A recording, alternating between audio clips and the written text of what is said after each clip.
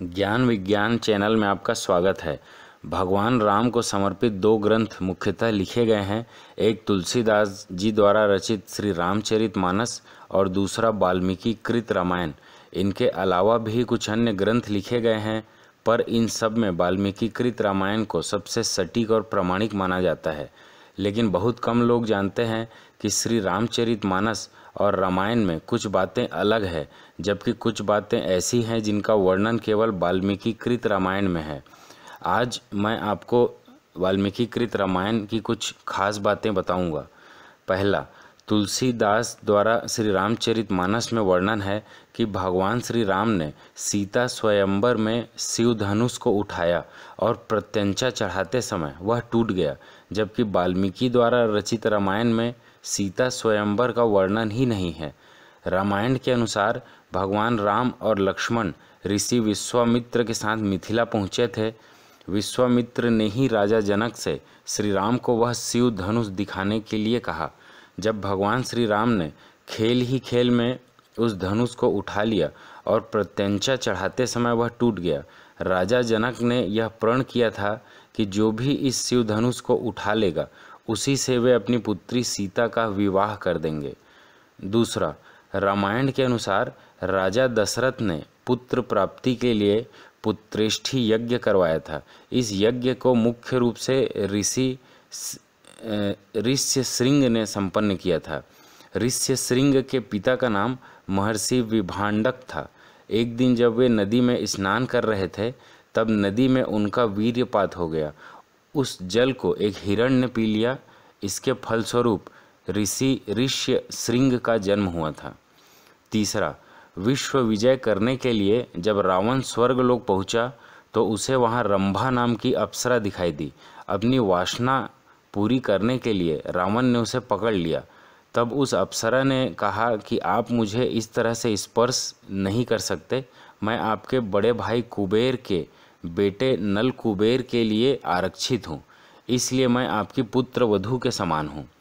लेकिन रावण नहीं माना और उसने रंभा से दुराचार कर दिया। यह बात जब नल कुबेर को पता चला तो उसने रावण को श्राप दिया कि आज के बाद रावण बिना किसी स्त्री के इच्छा के उसे स्पर्श करेगा तो उसके मस्तक के 100 टुकड़े हो जाएंगे। चौथा, ये बात सभी जानते हैं कि लक्ष्मण द्वारा शूर्पणखा के नाक कान काटे जाने से क्रोधित होकर ही रावण ने सीता का हरण किया था। लेकिन स्वयं शूर्पणखा ने भी रावण का सर्वनाश होने का श्राप दिया था, क्योंकि रावण की बहन शूर्पणखा के पति का नाम विद्युतजिह्व था। वो काल के नाम के राजा का सेनापति था। रावण जब विश्व युद्ध पर निकला तो काल के से उसका युद्ध हुआ। उस युद्ध में रावण ने विद्युतजिह्व का वध कर दिया।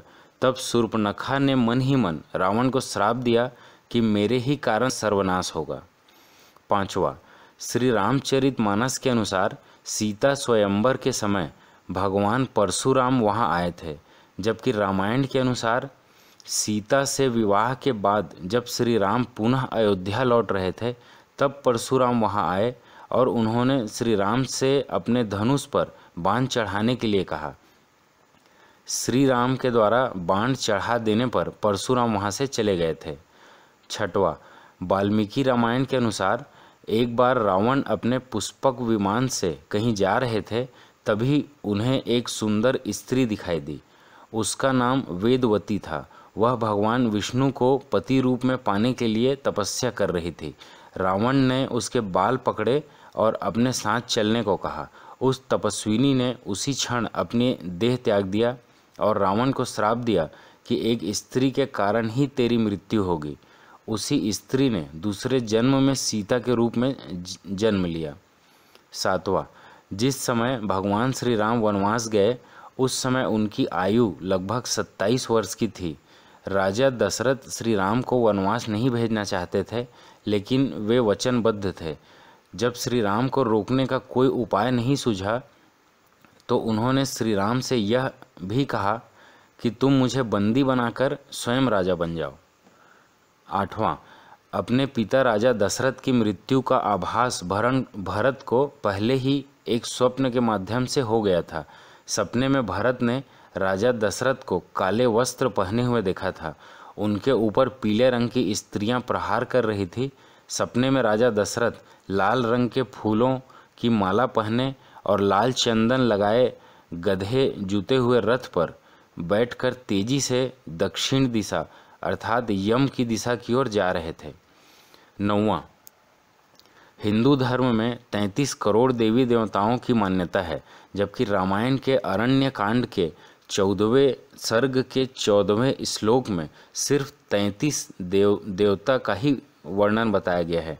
उसके अनुसार 12 आदित्य, 8 वसु, 11 रुद्र और 2 अश्वनी कुमार, इतने ही कुल 33 देवता हैं।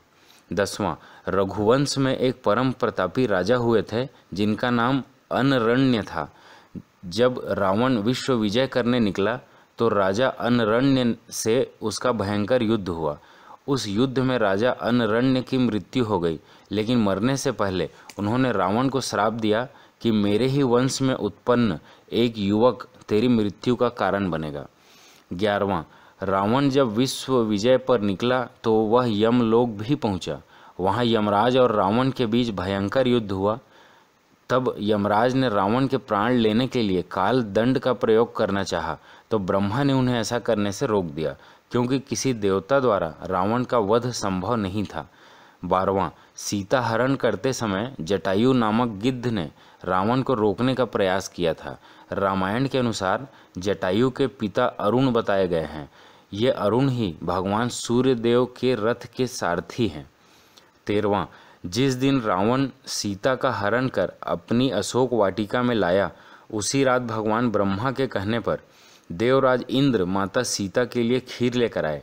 पहले देवराज ने अशोक वाटिका में उपस्थित सभी राक्षसों को मोहित करके सुला दिया। उसके बाद माता सीता को खीर अर्पित किया, जिसके खाने से सीता की भूख प्यास शांत हो गई। 14वां, जब भगवान राम और लक्ष्मण वन में सीता की खोज कर रहे थे, उस समय कबंध नामक राक्षस का राम लक्ष्मण ने वध कर दिया। वास्तव में कबंध एक श्राप के कारण ऐसा हो गया था।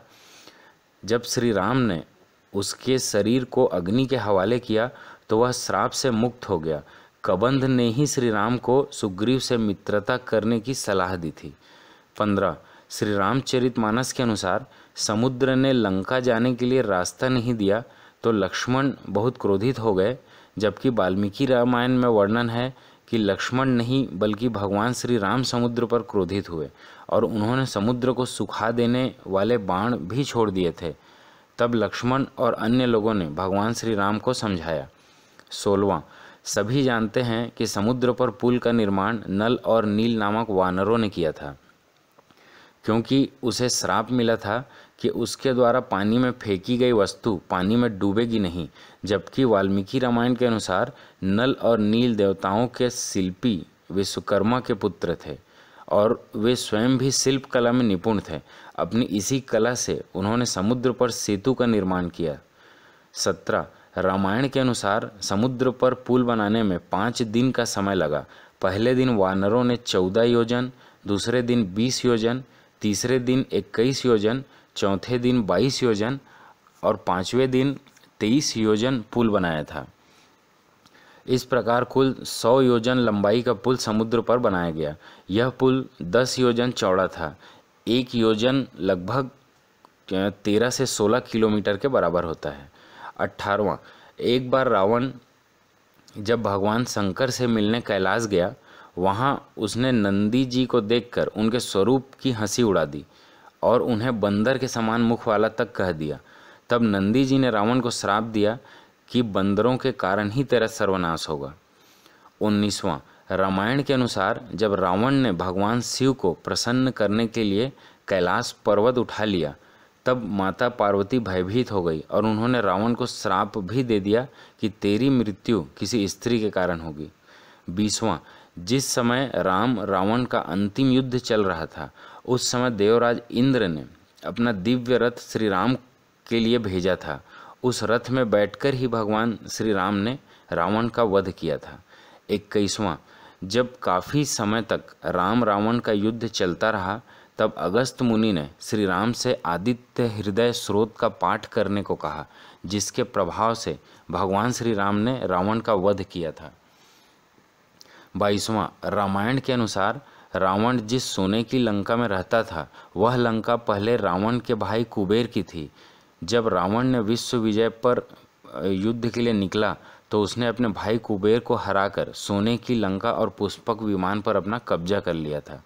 23वां, रावण ने अपनी पत्नी की बड़ी बहन माया के साथ भी छल किया था। माया के पति वैजयंतपुर के संभर राजा थे। एक दिन रावण संभर के यहाँ गया। वहाँ रावण ने माया को अपनी बातों में फंसा लिया। इस बात का पता लगते ही संभर ने रावण को बंदी बना लिया। उसी समय संभर पर राजा दशरथ ने आक्रमण कर दिया था। उस युद्ध में संभर की मृत्यु हो गई। जब माया सती होने लगी तो रावण ने उसे अपने साथ चलने को कहा। तब माया ने कहा कि तुमने वासना युक्त मेरा सतीत्व भंग करने का प्रयास किया है, इसलिए मेरे पति की मृत्यु हुई, अतः तुम्हारी मृत्यु भी ऐसे ही किसी कारणों से जरूर होगी।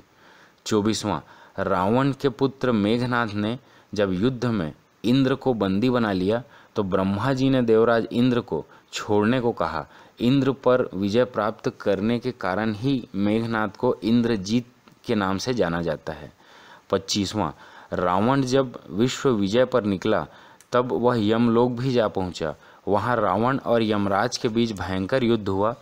जब यमराज ने कालदंड के प्रयोग द्वारा रावण के प्राण हरने चाहे तो ब्रह्मा ने उसे रोक दिया और कहा कि किसी देवता द्वारा रावण का वध संभव नहीं है। तो आप रामायण के इन चरित्रों का अच्छे से ज्ञान प्राप्त करिए और मेरे इस चैनल को सब्सक्राइब करिए। धन्यवाद।